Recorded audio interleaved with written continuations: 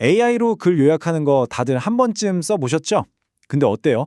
가끔은 너무 길어서 이걸 다 읽으라고? 쉽고 또 어떨 땐 너무 짧아서 이게 대체 무슨 소린가 싶을 때가 많잖아요. 도대체 완벽한 AI 요약이라는 게 뭘까요? 정보가 그냥 많기만 하면 장땡일까요? 아니면 딱 필요한 것만 있어야 할까요? 오늘 바로 그 황금 비율을 한번 찾아보려고 합니다.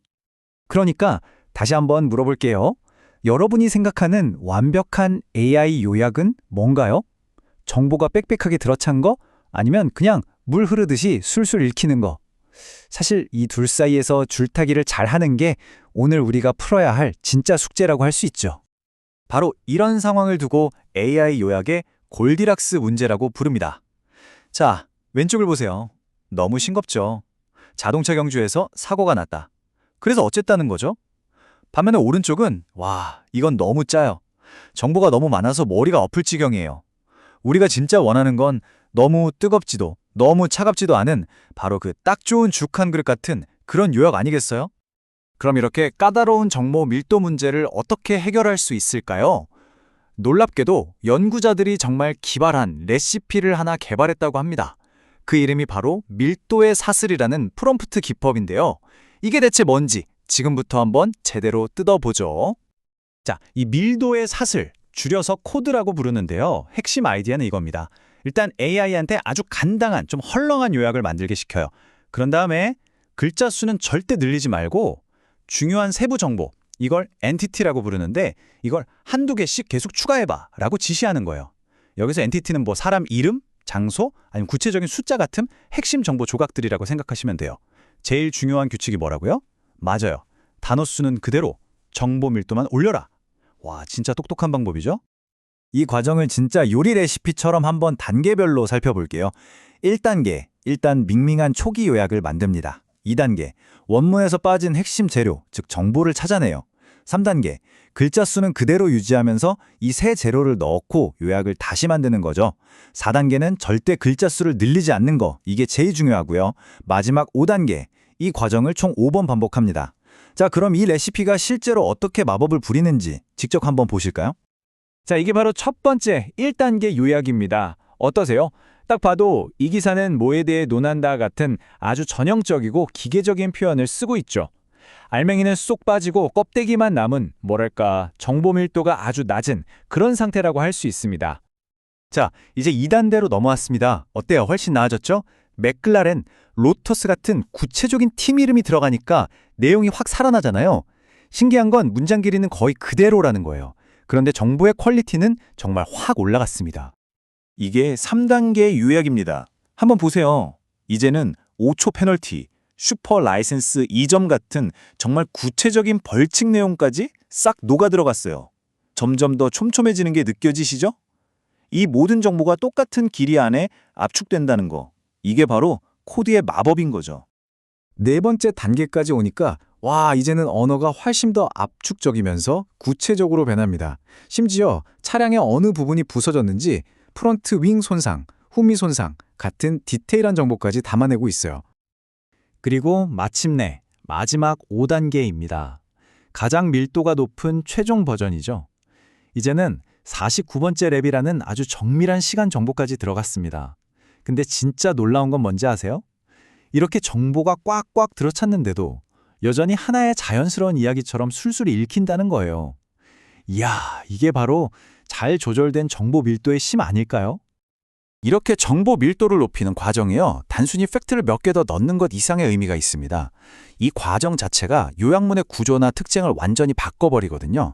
자, 구체적으로 어떤 변화가 일어난지 한번 살펴볼까요?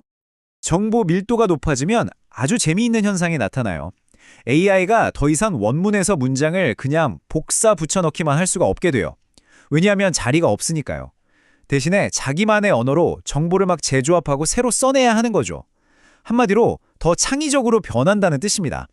이 차트를 보시면 밀도가 높은 요약일수록 단순 복붙은 줄어들고 이런 재창작의 비중이 확 높아지는 걸 볼 수 있죠. 그리고 또 하나, 밀도가 높은 요약은요, 원문 기사에 여기저기 흩어져 있는 정보들을 가져와서 하나로 합치는 융합 작업을 훨씬 더 많이 하게 됩니다.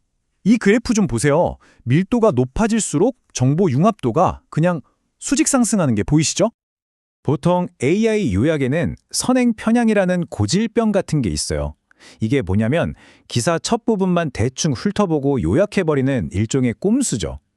그런데 이 코드 방식을 쓰면요, 이 꼼수가 절대 안 통합니다. 왜냐? 정보 밀도를 높이려면 기사 중간이나 끝에 숨어있는 알짜배기 정보들을 샅샅이 뒤져야 하거든요. 결국 AI가 기사 전체를 훨씬 더 깊이 있게 파고들게 만드는 거죠. 자, 이렇게 1단계부터 5단계까지 공들여서 여러 버전의 요약을 만들어 봤습니다. 그럼 이제 가장 중요한 질문이 남았죠? 과연 사람들은 이 중에서 어떤 요약을 제일 좋아했을까요? 드디어 그 인간 선호도 연구 결과를 공개할 시간입니다. 결과가 정말 흥미롭습니다. 아니, 좀 뜻밖이에요. 사람들은 정보가 제일 적은 1단계도, 그렇다고 제일 빽빽한 5단계도 최고라고 생각하지 않았어요.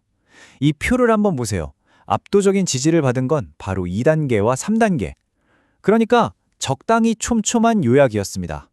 역시 뭐든지 과유불급, 너무 과한 건 좋지 않다는 말이 딱 맞네요. 그리고 이 연구가 찾아낸 진짜 마법 같은 숫자가 있습니다. 바로 0.151. 이 숫자가 대체 뭘 의미할까요? 자, 놀라지 마세요. 이게 바로 우리 인간이 직접 손으로 쓴 요약문의 평균 정보 밀도입니다. 와, 진짜 소름 돋지 않아요?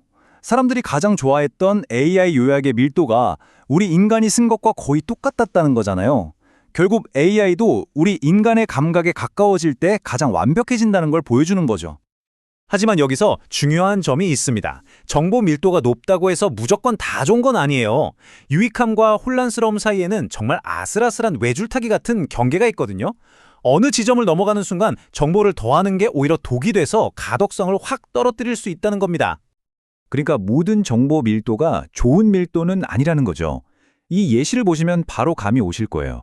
왼쪽처럼 축구 경기 요약에 골 넣은 선수 이름을 넣어주는 거, 이건 당연히 정보가 더 풍부해지니까 유익하죠. 이게 바로 좋은 밀도입니다. 하지만 오른쪽을 보세요. 사이버 공격 뉴스에 정말 뜬금없이 방송국 국장 이름을 섞어버리면 문장만 어색해지고 도대체 무슨 말인지 더 헷갈리게 되잖아요.